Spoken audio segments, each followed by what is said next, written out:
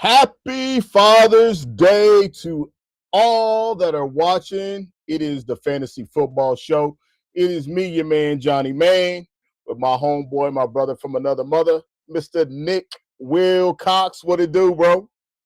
What up? What up? What up? What's happening? Happy Father's Day to everybody out there and all the stepfathers who are stepping up to be main character energy out there. Yeah, man. Happy Father's Day to you too, bro. Shoot, Yeah. whatever you want Just today. yeah. Well, somewhat, man. Just burping brisket is what I would call it. That's what it's been for the long. Ooh, Yeah, burping brisket didn't go the way, man, like I wanted it to go, man. It came out a little bit dry. Came out a little bit dry this time. So we'll give it a go one more time, man. Before the summer ends, but definitely good energy, definitely good vibes, man, for sure. Hung with the father-in-law and brother-in-law a little bit today, and nothing better than getting gifts from your kids and stuff, man. And of course, my sister, almost bringing me to tears first thing this morning as soon as I opened up my phone, man. So oh, it's okay. yeah, man. Been a good Father's Day, bro. Been a good Father's Day, man, for sure, man. How's your day been anyway, man? It's been great, man. Yeah. Just Sunday, so I get a chance. I did a little work, but other than that, it's been a decent day. Get a chance to wrap it up with you. Now it's a great day. That's it, baby. That's it. That's it. It's almost that time for fantasy football, man. Fourth Mhm. of July is pretty much. We were just talking about it before we got online, man. Like, it's about that time, man. It's getting close to it, man. The expo's coming up. There it Scott is. Fish Bowl is happening for some There it people is. around the world. Which, by the way, man, I think today is the last day for you to like double your match or donations or whatever for Scott Fish Bowl. So if you're in that game, man, like definitely do that. But it's getting there, man. It's getting there. I think 13 weeks, man. I put in a sidebar, man. I put in a little futures yesterday. Nothing crazy, man. But I was like looking in bed last night, man, and our guy Marion Hampton plus 4,000 for offensive player of the year. Why not? $10. $10 for it. We'll see how it goes, man. We'll see how it goes. But It's not a crazy thing to think about, right? no, definitely Especially not. if the Chargers were a decent team last year. So, like, Yeah, yeah. So we got an old school edition here for you today, anyway, man. Talking about like the OGs, the unks at the party. Really, man, we're just talking about the fact that like a lot of these guys, just in your drafts in general, are guys that can provide value for you later on in rounds. Kind of be some glue to your team that can give you, upper tier, tier one, tier two performance at whatever position it is. So today, man, we're just talking about a few guys based off of the oldest relevant players at their position. That's kind of how we got to this old school feel. So without further ado, man, we'll go ahead and get to it, man, and get it crackling here. So first up, Aaron Rodgers, Ron versus the fantasy golden child, I guess, if you will, for last season. Jacoby Brissett, man. Both of these guys. Aaron Rodgers, obviously, man, the oldest quarterback in the league. No question about that, man. Jacoby Brissett, I believe he's coming in at around age 33, I believe. Is his age. He's one of the older quarterbacks in the NFL. Nick, we lost you here, brother. Um, I'm back. I'm back. okay, all right, all right. One of the older quarterbacks in the NFL. And these two here, man, kind of like definitely different trajectories. Obviously, Aaron Rodgers is going to the Hall of Fame on his way to, throwing for 70,000 yards. Jacoby Brissett, I don't even know what team this is for him, team 5 or team 6.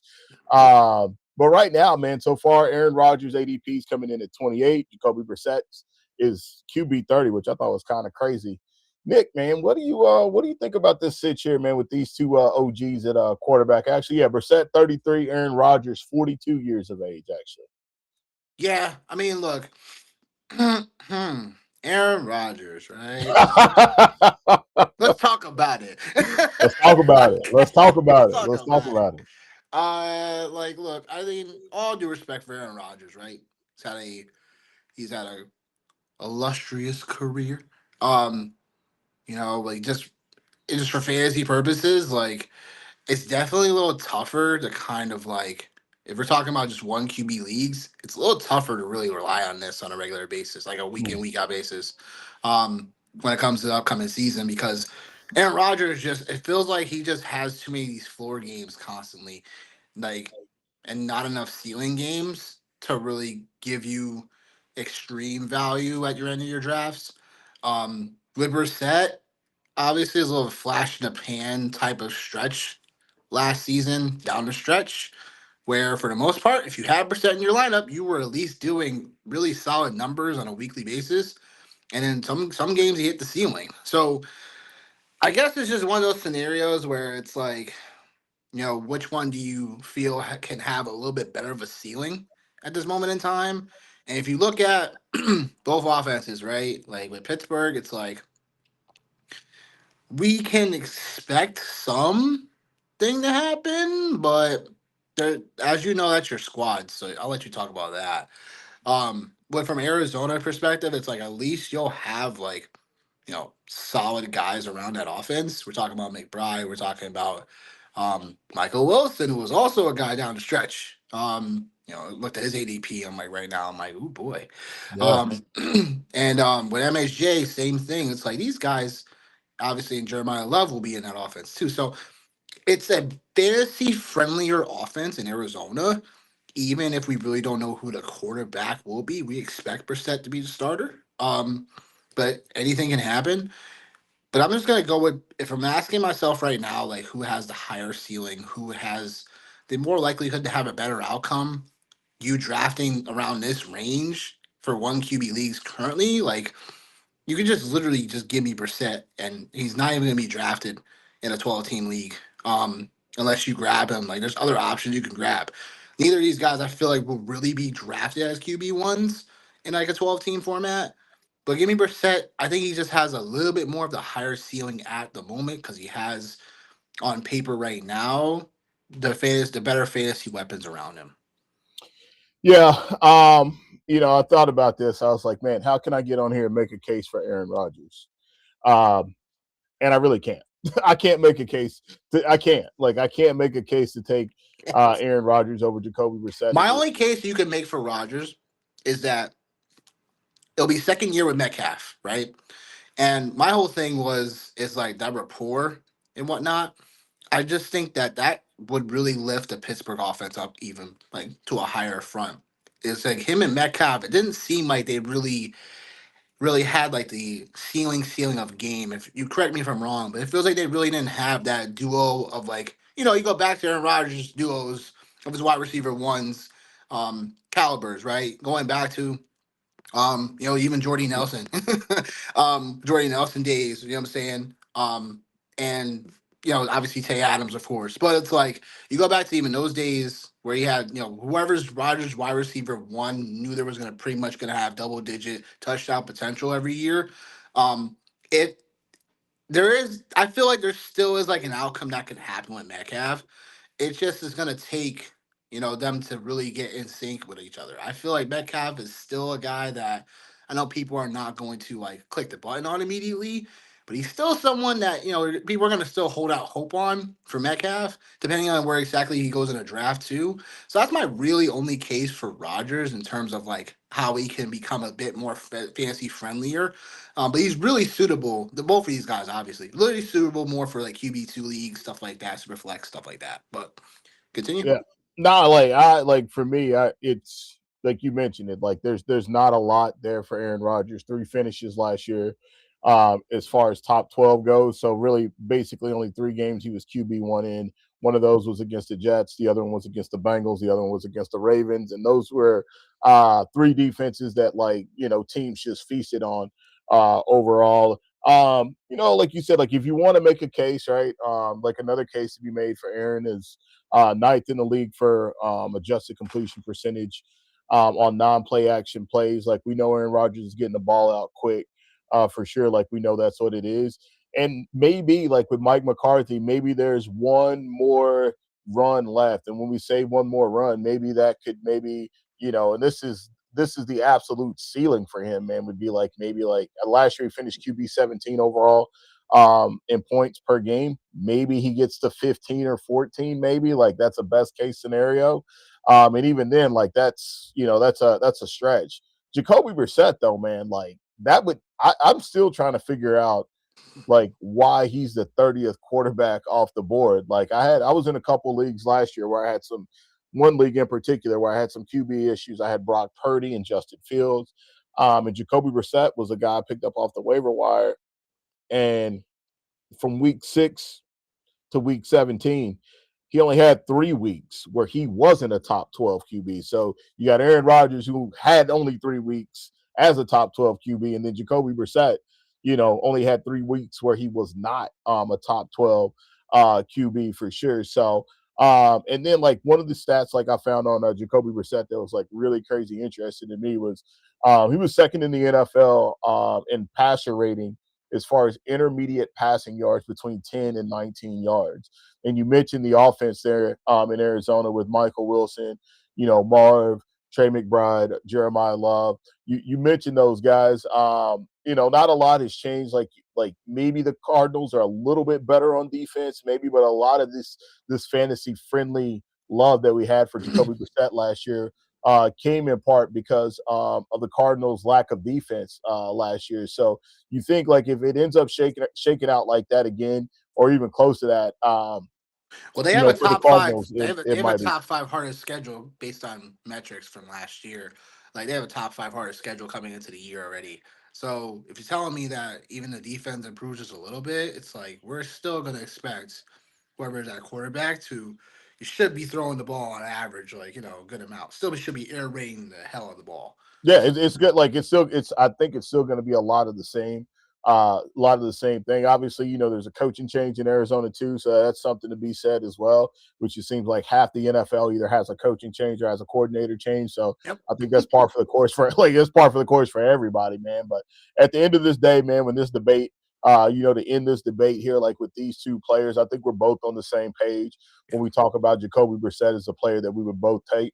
And again, man, like we mentioned, it's really early, man, in this process Yeah. for a lot of people. It But if is. you tell me Jacoby Brissett is still going as a 30th quarterback off the board That's crazy. in August, man, that like I'm probably just gonna punt completely on the quarterback position and Oh take yeah. this guy in every single draft. But I have a feeling he'll be inching into the top 15 to 18 players come August, man, at the position. Yeah. Once people get hip to it. Dig that, dig that. All right, so we got another one here too, man. This is also quarterback situation here because we just thought like that one wasn't like that wasn't a good enough rivalry to go after, man. Like we got these two guys right here, and I'll continue to say this, man. Last year, Dak Prescott was not a guy I was all the way into last year. Uh, yeah, and he took me down through there. I did end up taking him in our cookout league, man, because I did have CD Lamb, and then of course he ends up getting hurt. That's another story for I another know. I day. know. Yeah, another story for another day. But then we also have it's just very simple. The league MVP, Matthew Stafford. So Yep. you look at these two guys, believe it or not, man, because Jacoby Brissett will or is projected to be a starting quarterback. If it Yeah. wasn't for Jacoby Brissett projected to be a starting quarterback, Dak Prescott would be the third oldest starting quarterback in the NFL. So Matt Stafford is actually the second oldest quarterback in the NFL at 37. So we thought this one here was a little bit more even, like when you look at things all the way across the board from a production side of things, and obviously from a namesake side. So Nick, Dak Prescott, Matt Stafford, talk about it, man. This will be a little bit more tougher. Um, just because I like both of these offenses, and I'm sure a lot of people do. Mm. Um, and it really comes down to like, and both of these quarterbacks and in general, I've dealt with some knick-knack injuries, I like to call them, where it's like, Stafford with the back last year, and then Dak Prescott with the shoulder. You know what I'm saying? Or he said, his ankle a couple of years prior. So Dak Prescott has like that little bit more of an injury-ish tag on him versus like Stafford's like consistency over the years. So I guess it just depends on really like which offense you feel is just going to be a little bit more like scoring, more ability potentially, like a little bit more probability to have more of a higher ceiling again, because that's what we always like to chase. My whole thing with Dak is like Javante Williams showed that there was a decent running game last year with Dallas too. Javante Williams comes out and just like, yeah, just yeah, you know what, guys, you guys gave up on me. I'm gonna do my thing. So I think that I guess a gun to my head, really.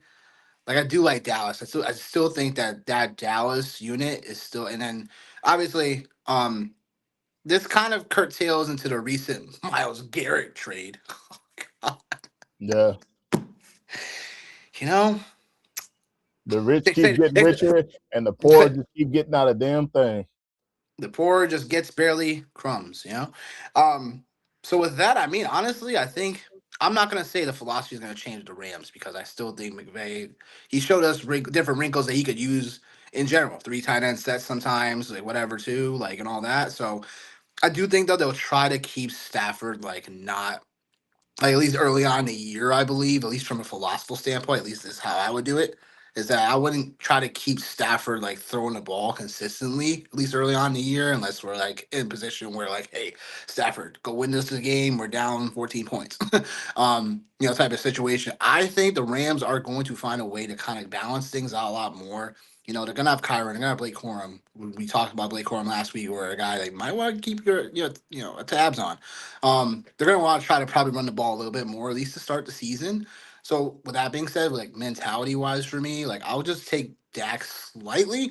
But again, like if someone told me I'm gonna grab Stafford, you know what I'm saying? Like I still think that offense is still gonna be humming, obviously consistently, and Puka's gonna be fine, whatever, and all that stuff is gonna be cool.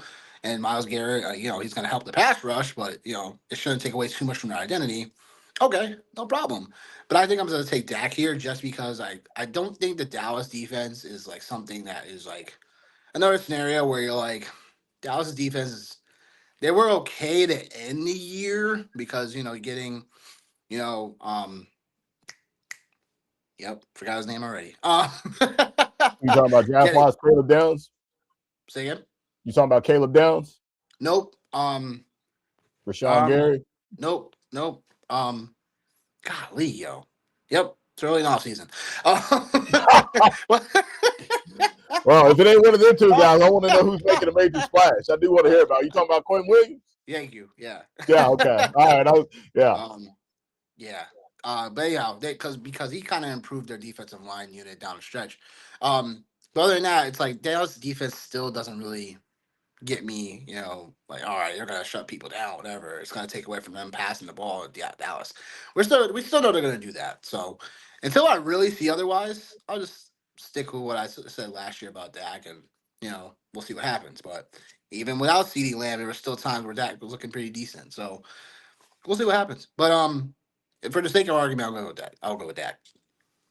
Yeah, I think like you talked about like Dallas's defense like getting better, getting a little bit better down the stretch. Slightly.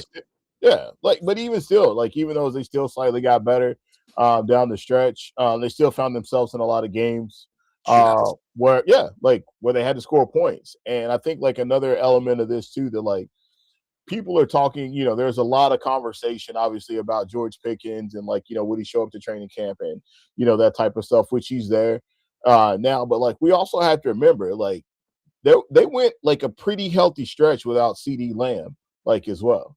And so it's one of those things where it's like, okay, like the CeeDee Lamb and George Pickens, does it balloon the numbers for Dak even more?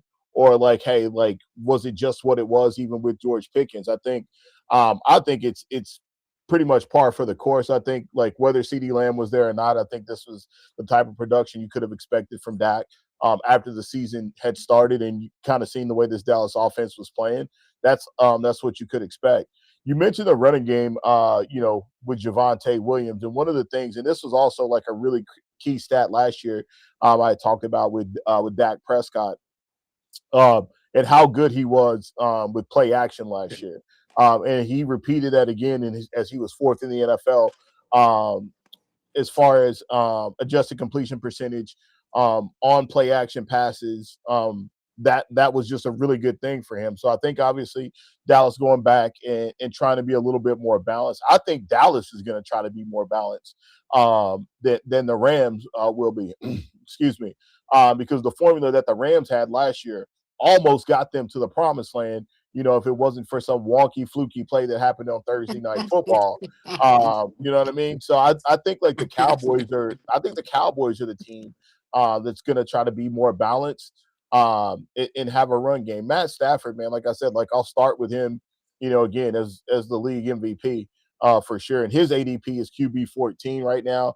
Dax is QB 8. So like, it's one of those situations where like I'll take, Take the Matt. value. Yeah, of course, like at this point anyway. And then like a couple of things as well is Dak was tied for fourth in the NFL with TDs for longer than 20 yards. Uh, Tied for number one, Matt Stafford, Bo Nix, and of course, my boy, the Iceman, Caleb Williams. So you're talking about two guys, right? And two offenses. I think it's a little bit different, right? I think like Dak is definitely has some air yardage is definitely a thing for him. With Puka, we see what it is with him, man. Like he just like bulldozes people, and even sometimes getting behind defenses. But I like Matt Stafford at this value here, like at QB 14.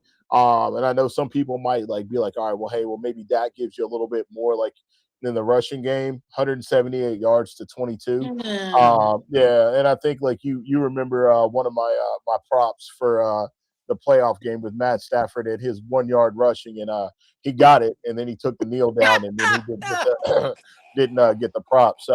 Um, so yeah, so I think like for me, man, it's I think it's Matt Stafford, and I think there's like as we continue to go through this here, like here with like these older players, and we're talking about them, like there's a common theme here that we'll kind of uncover as we get to the end of it, but Matt Stafford's definitely the guy for me in this space, man.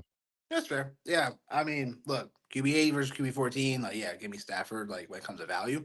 Um, I don't know. Something in my gut is telling me that, like, they got it, like, as much as Stafford was MVP last year, and obviously, like, that was, kudos to the Rams and him just producing. It just feels like there's going to be, like, more of, like, a somewhat of a different approach to that. But I could be wrong. Like, what I'm saying? It could be just back to, things as usual for the Rams, but I honestly think they would be better suited just having more of that balanced attack too. So, Yeah, who knows? Both of these guys could be all been balanced out. So yeah, they'll be very really true. efficient through touchdowns. So it remains to be seen. But that's what we're talking about. This. Right. All right, next up, these two guys right here. Good lord. Man, it seems like yeah, I know, right? I know, I Good lord. know, Good I lord. know. CMC and King Henry, man. Wait, Like it just, is this 2025? man, it just seems like every time like you're ready to write one of these guys off, like the other guy, shows up and has a monstrous year. And I was trying to think. I was like, well, if we wanted to like put this in like, like hip hop terms, like it would be like I don't know, like Eminem versus Jay Z. I guess is what you could kind of deem this as here, because Christian McCaffrey, wow, what a year last year. Obviously a lot of people had concerns about him. Yeah. I was somebody I steered clear of him. Had a lot of Derrick Henry last year because I definitely believed in Derrick Henry. Christian McCaffrey was the play, but Derrick Henry also did not let you down either. In Not the that stretch. He respect, did not. if you had, yeah, he did not let you down. Like if you had him on your roster, especially like where he ended up getting drafted at. So yeah, man. So these two guys here, obviously, man, I'll give the stage to you, man, to talk about these two stud potential Hall of Fame running backs here, man.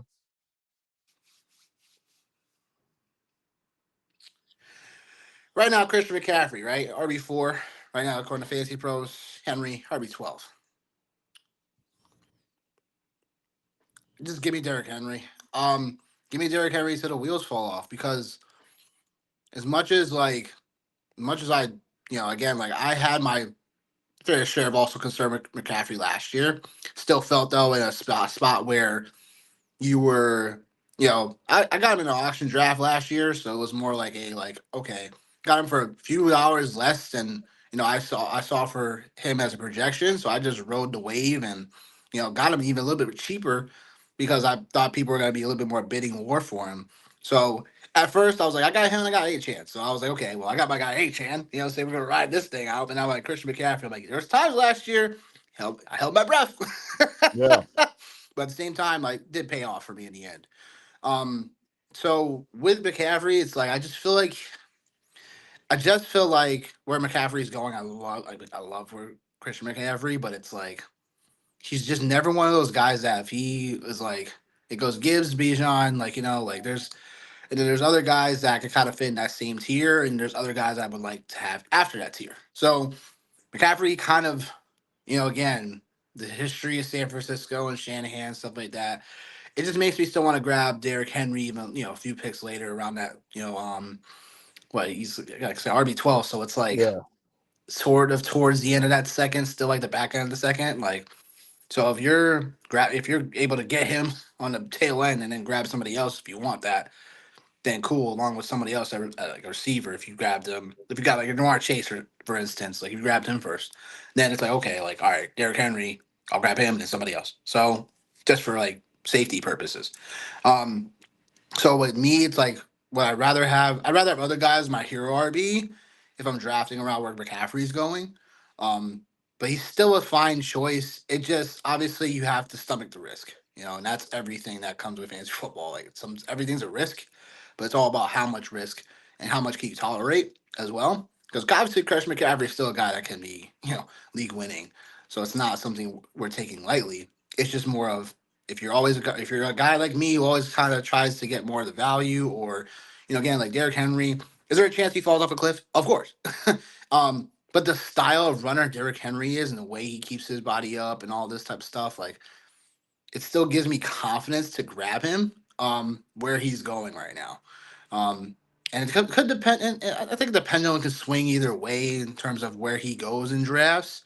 But I think that if you're grabbing Kane Henry, I always say this: if you grab a running back that you feel like is in a category of like you're concerned about his productions or whatever, or you're concerned about how he might hold up throughout the season, just grab another running back around around the same area, or grab another guy you like later on that you're like okay, like you still feel confident that he could be RB1. So going back 2 years ago, right? I told people like Achane deserved to be in the the back half of the first round. People thought I was crazy to send a third.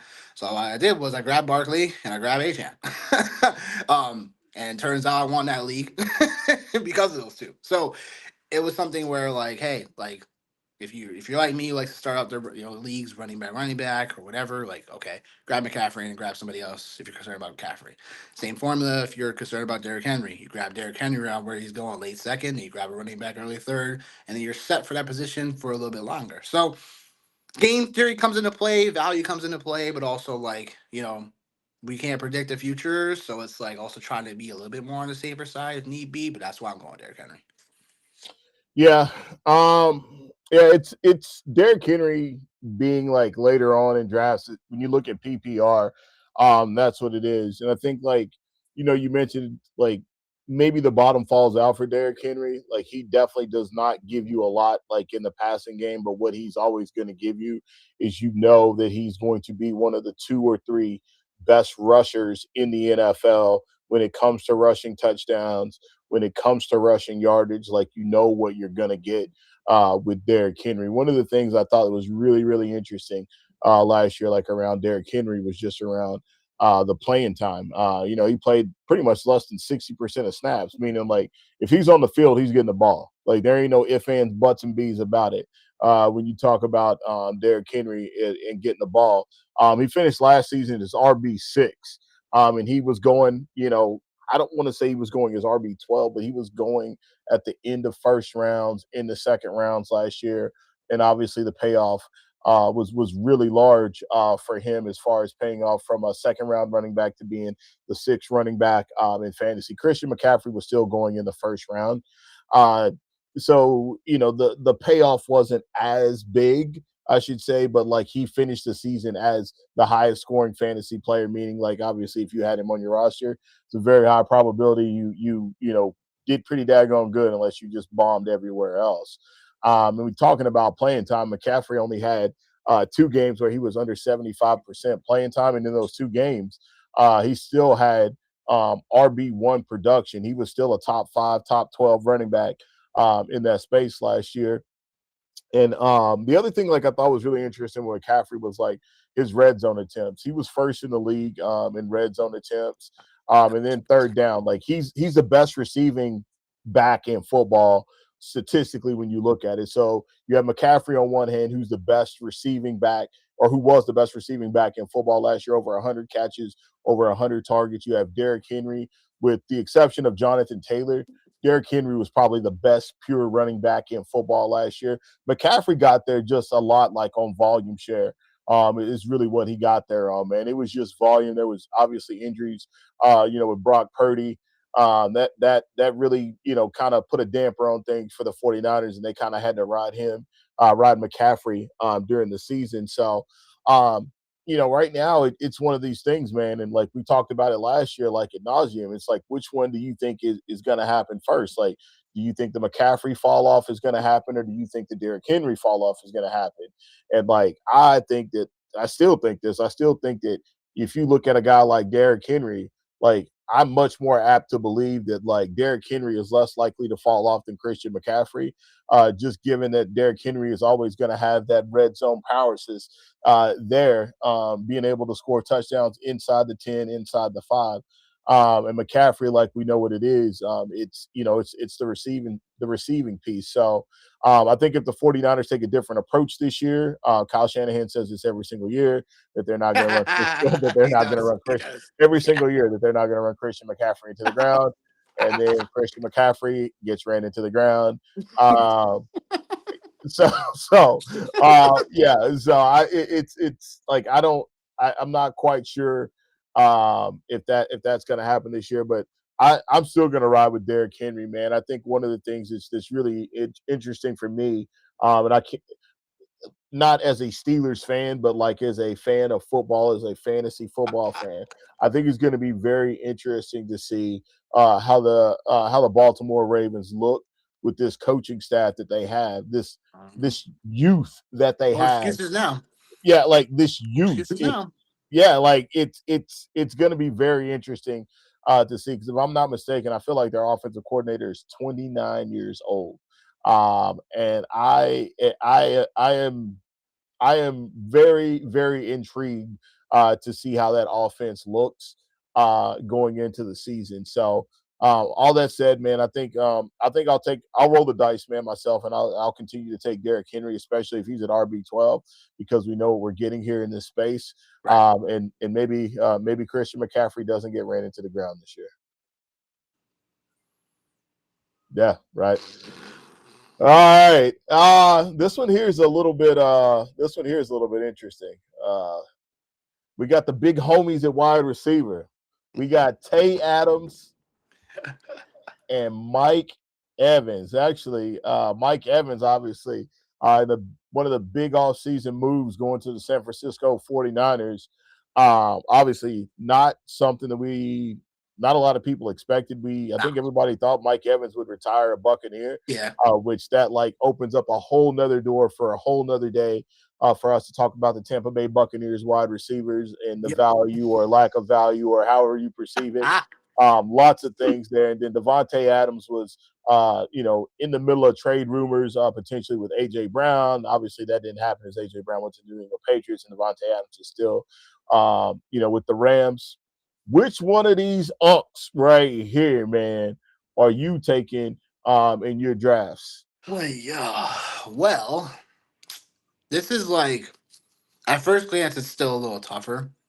But I think if you break it down and if you see like how I see it, you could agree. Let's take Mike Evans. Mike Evans, obviously he was a guy where consistently was a wide receiver, 1,000-yard receiver, consistently, and matter is it tied for did he pass Jerry Rice before? I think he passed Jerry Rice for the most all time. I think, or he tied him. I wasn't sure, but correct me on that. We'll check it. Yeah. But anyhow, with Mike Evans, like both of these guys still have a solid floor. I just felt like sometimes when I was watching the Rams and then overall watching how they were maneuvering their offense, like it wasn't such like a, and because like Puka was there too, like it was just like with Adams, it's like he was a guy that still got some of his, but other times just didn't. He still had too many like 3 catches, like 60-yard performances, like, this, that, and the third. Okay, floors, but as the wide receiver, I think is so what wide receiver 24 and 27 right now. Yeah, Fantasy Bros, I believe, for both of yeah, them. Mike Evans slightly the underdog here, wide receiver 27. And I think that with Mike Evans, we're not factoring into George Kittle injury. In which, okay, like with George Kittle, he probably won't be coming back till, like, in my opinion, he probably won't come back. There probably won't be any rumblings of him coming back to like late November. Um, could be I don't know the exact timeline for his injury because of the Achilles because it happened so late in the season. But I'm guessing like later November should be a potential time where he could come back. This opens the door for Mike Evans. This opens the door for this offense to get more vertical.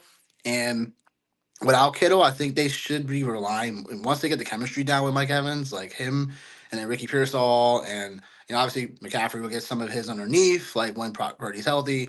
Like there's still some wrinkles here that this offense for San Francisco is going to get theirs. But I do think with Mike Evans, I still think the market hasn't gotten the correction for Mike Evans just yet. In terms of obviously George Kittle not being going to be there for at least at the very minimum, I would say he won't be there for the first 2 months, right? Till like early November potentially, whatever. I say late November, who knows? We'll get a timeline on that obviously as we get more news about it. But I think with Mike Evans, he's someone that I'm going to be targeting just because like I do think this change of scenery makes some type of sense for him. And they did pay him pretty well. So I do expect Mike Evans to just outproduce Adams, although this is like if you told me you wanted Adams, I'm okay with that too because I do like them both. But I'm gonna get Mike Evans not just because of the value. I just think that the usage rate should be somewhere close to where he was in Tampa Bay, if not a little bit more significant, at least for your first 8 weeks of the season, and then we'll see how it kind of factors out after that. man. I this is probably like the toughest one Yep. for me. Like every other one, I have felt like with a lot of conviction that like all right, like this is the right move, this is the right play. Mike Evans is tough because like Mike Evans, we didn't see him a lot last year. Like we didn't see him a lot. He Nope. got dinged up Sure did. quite a few times. Um, he got dinged up quite a few times. Um, and I don't know if that is I don't know if that's an age thing, right? Like I don't know if that's age catching up to him, but we also the same thing happened to Devontae Adams. The same thing happened. Devontae Adams at the end of the year, like I think it was his hamstring, or yeah, I think it was his hamstring as well. That got him. But the Yeah. thing about Devontae, both of these guys are like red zone bullies. That's Yeah. the thing. They're red zone bullies. Yep. And Tay is a bigger bully in the red zone than Mike Evans is. And like to your point about Tay, like there were a lot of floor games that he did have as far as receiving yards. But like the one thing that Tay Touchdown was did, still there. they were there. 6 game stretch from week 7 to week 13. He had a touchdown in every single game. Even in the last 2 games where he still, I think we all know he was out there playing hurt. He still was second in the NFL in red zone targets, first in the NFL in end zone targets, and he had 9 more than George Pickens, who was second in the NFL in that space. And Tay's just at a place now, man, where he just works intermediate. And his intermediate numbers, man, he had like some of the best numbers in the NFL working intermediate.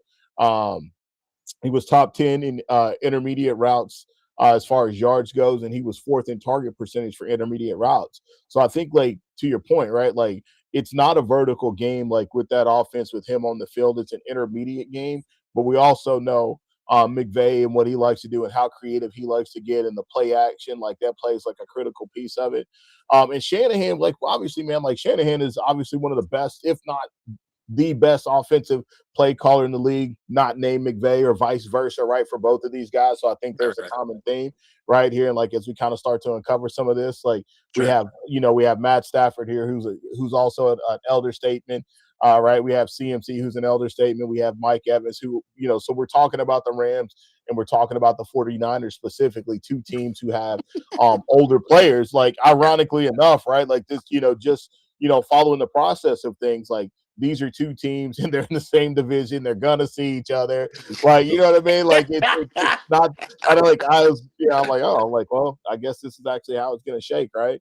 Um, I'm concerned I about try to Mike. stab you in the bag, try to stab me in the Well, bag.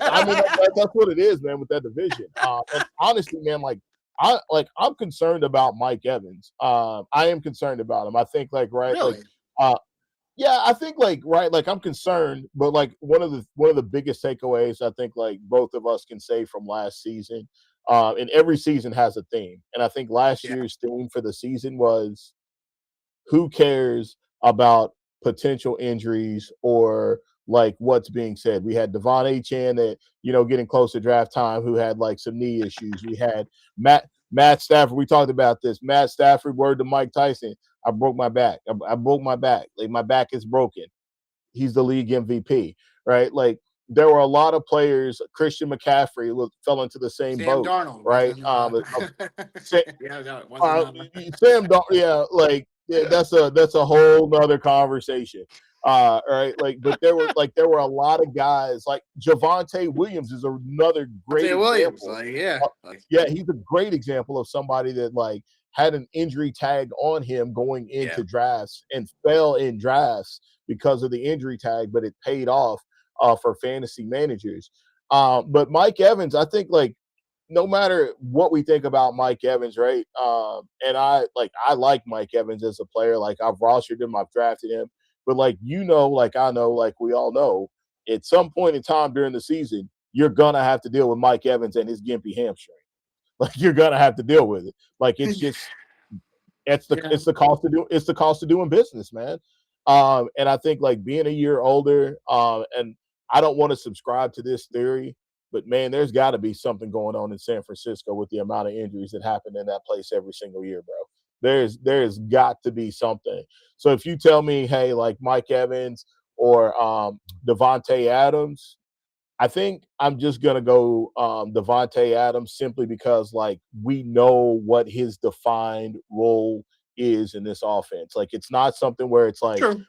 Puka's the guy, in the red zone, or Kyron's the guy in the red zone, right? Like we just talked about this. Like Mike Evans is going to play with Christian McCaffrey, the guy who scored the most fantasy points in the season last year. And like Right, what but to yeah, push you on, but to push you on your point, like I was yeah, saying, people are not factoring in George Kittle missing from this offense and how we all know that we don't know as currently as we talk about Father's Day 2026.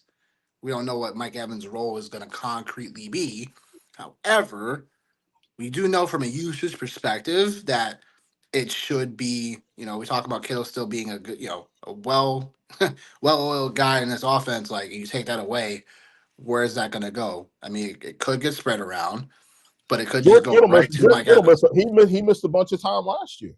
He was in like I had George Kittle in more than a few leagues. He was inconsistently on the field. Like just like that's what it was he was inconsistently on the field. He was on the field like I think it was week 1 or week 2, like week 1 or week 2, and then after week 2, like he didn't play again until like So much for your fourth round pick. bro. Like don't even, man. You're gonna make me go there. Like I had him in 2 leagues. I had him in my dude. In my home league, I had him. My home league, I had him and Brock Purdy, and then Justin Fields got a concussion in week 2. So like God, it was a what mess. were we thinking? So like I, if I had it to do over again, like I would still do it because I still think, man, like honestly, I still like right now, like on a side note, I still think like right now, Brock Purdy's probably he's a forgotten man at quarterback. He's a forgotten man right now. Like nobody's even talking about it. Like nobody's talking about it. But I like I have a weird feeling about this. And like we kind of talked about it a little bit last week when you have these alpha wide receivers, Yeah. or not alpha, but we have these wide No, they're receivers who alphas. go like, but like when they go play for different teams, like Mike Evans is an alpha, like he's a Hall of Fame wide receiver, Yeah. but like he's also on the back end of things, and like we've seen this happen with guys like Julio Jones when he went to Tennessee.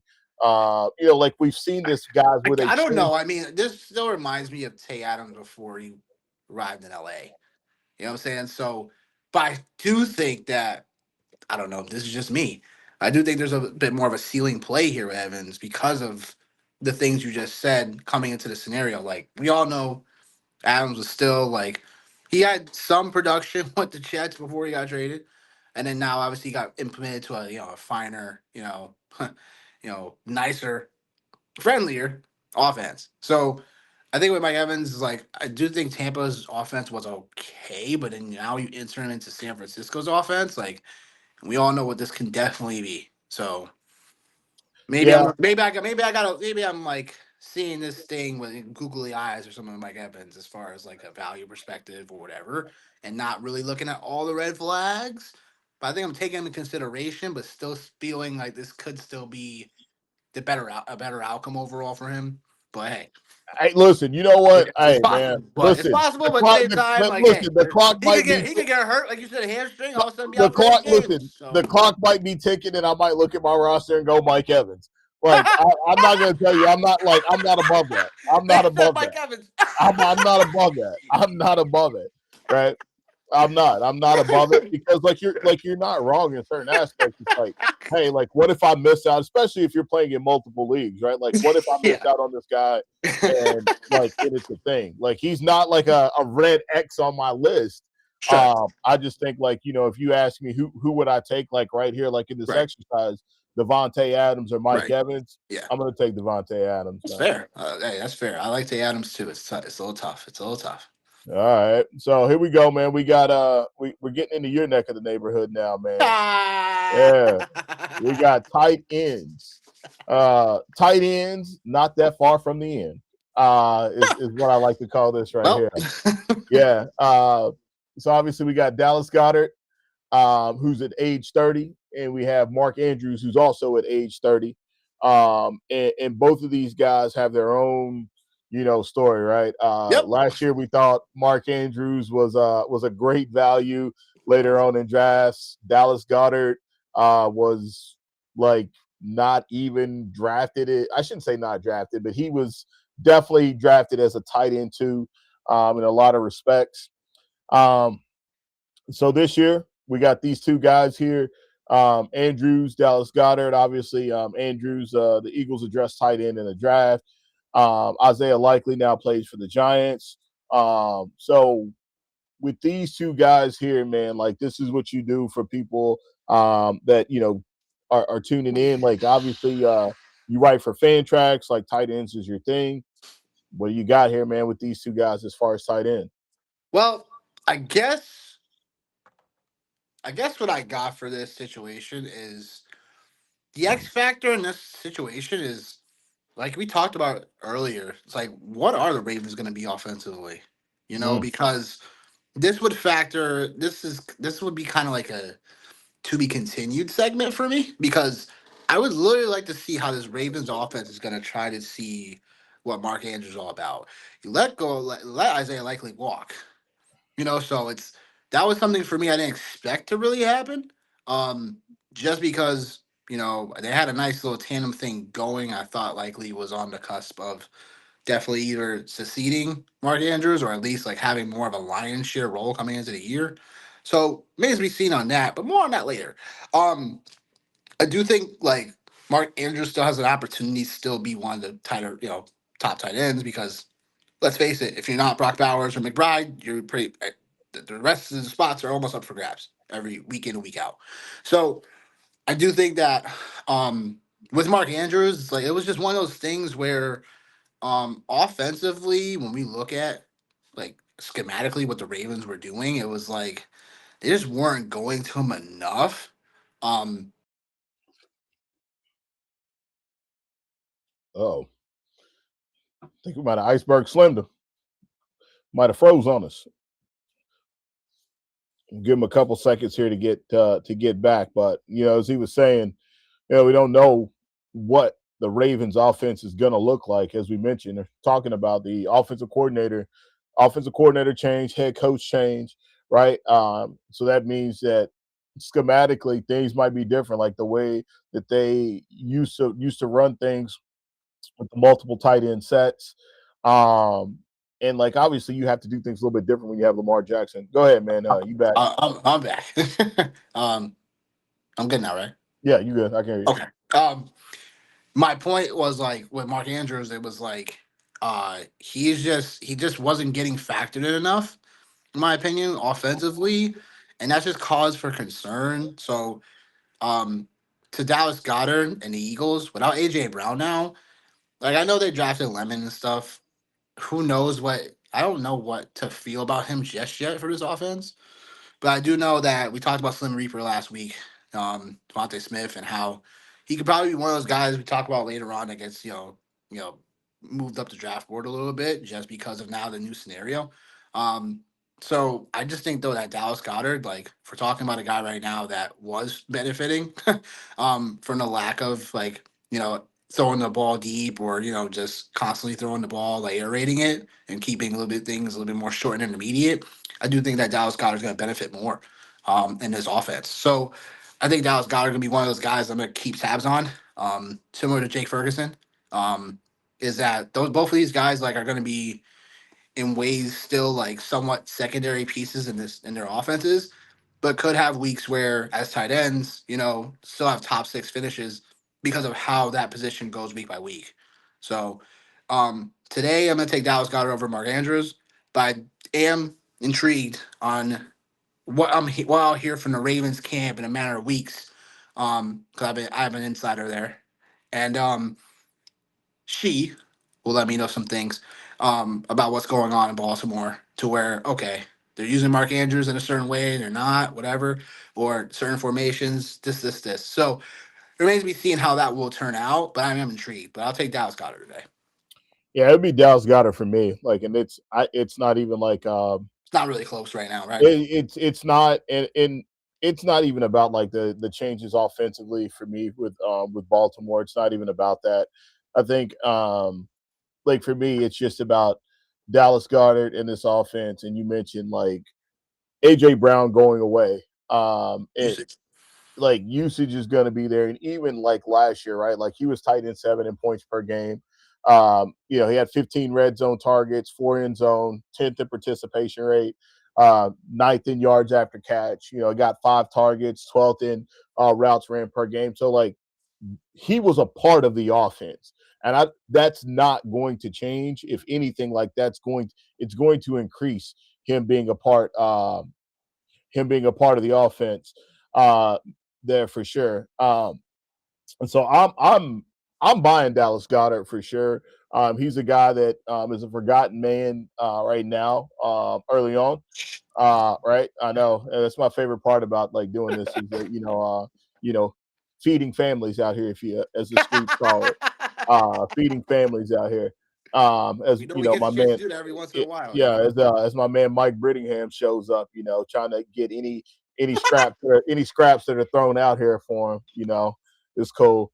Um, but yeah, like I just think that Dallas Goddard, I think that's the case, man, for him. And like I said, I think, and I'll continue to keep saying this. I think this is going to be the best version of Jalen Hurts that we are going to see since he's came into the NFL. And like the reason why I feel like that is, a lot of these guys, especially like at the quarterback position, when they lose their guy, their number one wide receiver, they become, men on missions. With that, it's the same thing can be said with wide receivers when they leave, their previous home, which is why I said what I said about AJ Brown, and why I think that like Mike Evans, like in him leaving, it's not the same tenor as AJ Brown leaving. It's not the same tenor as some of these other receivers leaving. It's not like a sour taste. And like I think sometimes like that extra fuel to the fire can help put some of these players over the top. And for me, like I said, it's Dallas Goddard right now, and I'm hoping to be able to get my hands on him in some season long drafts. Obviously in a couple of best ball scenarios. Hopefully, I'm going to be able to try to finish my Father's Day with a best ball draft before I go to work and get in the trap house tomorrow. Um, and even if not, man, even if not, right? Like I said, I just think it's a really good scenario, man. So Dallas Goddard it is. So I think, man, overall, man, it looks like the only places we really kind of disagreed was Mike Evans, Tay Adams, and of course, Dak and Stafford, of course. But Closet Cowboys fan over here, as he likes to call them, the Cowgirls, but closet Cowboy Whoa, fan, whoa, man. whoa. Yeah, they Rock are the with a cowgirls, closet okay? They're Cowboy the fan here. cowgirls, all Closet right? Cowboy fan, man. Okay, all right. Oh shoot, man. I thought you loved CD Lamb. What's wrong with you? Jeez. You know, I'm a George Pickens guy, man. You know I about know that. you are, Yeah, but yeah. I'm not sure. I guess we're maybe be see if you'll drop CD Lamb. I guess we'll find that out soon. Yeah, for sure, for sure. Um, if you know, obviously, if you guys are watching, man, things are just changed up just a little bit here, man. Like we have a new home on YouTube. You see it there, the Fantasy Football Show LLC. That's where we're housed at now. So please, man, give us a follow. If you were on the previous channel, please just join us on this channel here for sure. Got a lot of things getting ready to happen for us for sure. Here eventually, like at some point, man, we're gonna have our website up and running. Hopefully, have some rankings and maybe a couple of nuggets here and there. So please give us the follow there. Obviously, same thing on the X. We've got this right here. DDF Show LLC on X. Give us a follow there as well. Trying to get rolling here like right off the ground, man. So you know, we'll be here again next Sunday, man. We'll let you guys know exactly what we'll be talking about at that point in time. Next week as well, I believe, if I'm not mistaken, actually, Scott Fishbowl Podathon Saturday night. We got that going on as well. So you guys can tune in there for sure to catch us like in that space also. As we'll be there at 10 p.m. Eastern, chopping it up with the Big Fish and his homies as well for the world's largest fantasy football tournament. So we look forward to seeing you guys there, and that's all I got, man. You got anything before we get ready to dip out of here, Nick? I wish everybody well. Ooh, the Arian Foster. Hit him with the Arian Foster end zone celly. Got you. All right, man. Well, that's the homie Nick Wilcox. It's me. It's the homeboy Johnny Main. This is the Fantasy Football Show LLC, and we will see you later. Peace.